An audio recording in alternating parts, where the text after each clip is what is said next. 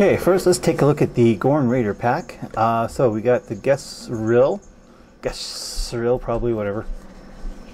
Same stats as the old Gorn Raiders, 3134. 18 points, not too bad. Good action bar, evade, target lock, scan, and battle stations. 1 tech, 1 weapon, 2 crew, not bad at all. Modify attack dice step, disable 1 shield on the ship to cancel a hit or crit. That's really good ability. Especially if you can give it an extra shield, say with frontline retrofit or something. Yeah, that's not too bad at all. Let's see here. Gorn sensors, once per ship, Gorn ship only. Let's see here. Stuck together. Where are they? When this ship attacks with its primary weapon at range 1, range combat bonuses are doubled, so it's +2. And when the ship attacks with a weapons upgrade at range 1, apply range combat bonuses. Yeah, and that shows that's quite worth 3 points. Gorn Trooper. For each Gorn Trooper and equipped to the ship, increase the captain's skill by 1. When attacking, disable this card to reroll 1 attack die, so 2 points per crew. I don't know how many of these guys they have. Anyway, Gorn Trooper. Gorn Ale. This upgrade may be equipped to a ship without requiring an upgrade slot. Independent faction only. Place 3 time tokens on this card, decrease the captain's skill of the captain equipped it by 2, and increase the ship's primary weapon by the same amount. Oh, that's actually not too bad. That's not too bad at all. So you decrease your captain's skill to get more attack. So if you can survive the higher captain skills, then there's a good chance of this being actually quite useful. Gorn Pilot, I think this is a reprint. If the ship performed a straight maneuver, disable this card, perform a 1 white maneuver. Yeah, I think that's a reprint from one of the OP ships. Generic Gorn Starship, only 14 points, loses a crew slot and 1 shield, of course. Not a bad deal for a small ship. Gorn Hegemony, this card may only be equipped to Seslak or a Gorn Captain.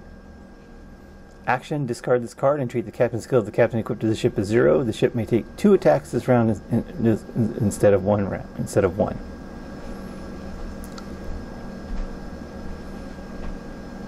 2 attacks. It can only be applied to a Gorn ship, so you got to be ready to have some dice ready to go with that. It's not something you want to just use randomly.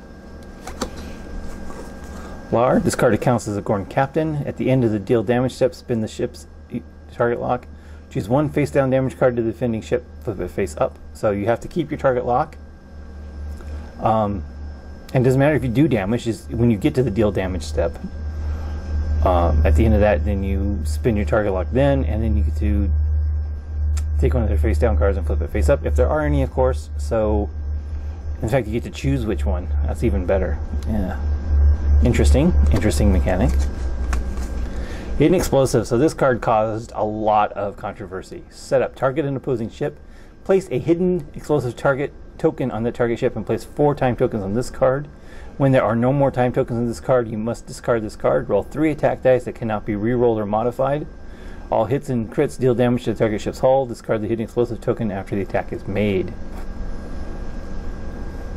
So, I mean, there's ways to get rid of time tokens to make this go faster. And there have been a lot of people who tried to add dice to that, but still, it's still a pretty powerful card because you still have a chance of literally destroying a 3-hull ship, or even a 4-hull ship with a crit and a direct hit card. So it's not a great chance, but I mean, the 3 points to just simply destroy a small ship, that's still pretty powerful. Or a crit at all, something like a at the end of the 4th round, going to the 5th round, you get a stunned helmsman or a disabled captain or something like that. A crit could really be nasty on this card. But we'll see how that goes in the meta goes on. Another non-unique Gorn Captain. Disable this card and target an opposing ship. Disable the captain card equipped to the target ship. 3 points for skill with an elite talent slot. Disable this one and disable another captain. That's not a bad ability for just and it's a generic captain too. It can literally go on any, wow, you can do that multiple times. So that everybody's captain is disabled. Wow. Disruptor Bombardment. Gorn ship only, front firing arc only. Place 3 time tokens on this card. Place a mission token within range 1 to 2 and target all opposing ships within range 1. Make a separate attack roll against each target ship. The attack cannot be obstructed by obstacles or planets. Discard the mission token after the attack is made. So 2 points for a multiple 4 dice attack. That's only a time token, not a disable. Yes, and 1 per ship. This is not a bad weapon at all. Not at all. I mean, I have had this played against me, and it unfortunately didn't do much, but this is the way the dice roll sometimes. But yeah, this could potentially be quite deadly, especially if you add extra attack dice somehow. Slar crew, 5 points. Remove this card from play. Target an opposing ship. Disable 1 crew, upgrade a crit to the target ship, and deal 1 crit to the target ship's hull. So there's no restrictions on shields or anything like that, cloaked or whatnot. So it's not a discard, it's a remove from play, so it can't be brought back. Disable 1 crew and deal 1 crit.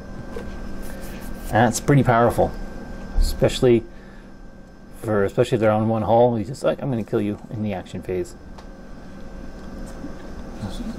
It's spinny and probably worth it. Another Gorn ship only, enhanced durability, add 1 tech, and increase the ship's shield and agility values by 1 for 4 points. That's a pretty good deal. It's the old points formula, 2 points per stat, so not bad. And another Gorn trooper. So that's the independent or the Gorn ship faction pack. Quite a few cards in that one. Quite a few really good ones too. So let's take a look at the attack ship. 4th Wing Patrol ship. After the ship performs a target lock, target a friendly Jem'Hadar attack ship, and that one may also do a target lock as a free action. So, and name ships down to 16 points from, was it, let's see, 3, 6, 9, 10, 11, 22. That's quite a bit of a points drop for these little guys. Changeling Infiltrator, activation phase, target a crew, upgrade a ship to an opposing ship at range 1 to 2. This card becomes a copy of the crew upgrade this game round. And there are the cards that do this for a little better price, and it's, of course, it is unique. So it could be useful for sure. Anti-Proton Blast, attack activation phase, discard this card, target this ship, and target all friendly ships. The target ships can target opposing ships with a cloak token beside them with a target lock action in this game round. So it just allows you to get through cloaks. This is going to definitely be situational. Elam Garrick, 1 point when attacking. If the defending ship shares a faction with this ship or this card, 1 hit or crit cannot be cancelled. This is 1 point, so it'd be 2 points on anything. So if you think, yeah, that's situational, but could be a lot of fun. Cloning Facility, activation phase, target a Dominion crew upgrade equipped to the ship or a friendly ship. This target becomes a copy of the target Dominion crew upgrade this round. It's only Dominion though, so I guess you could.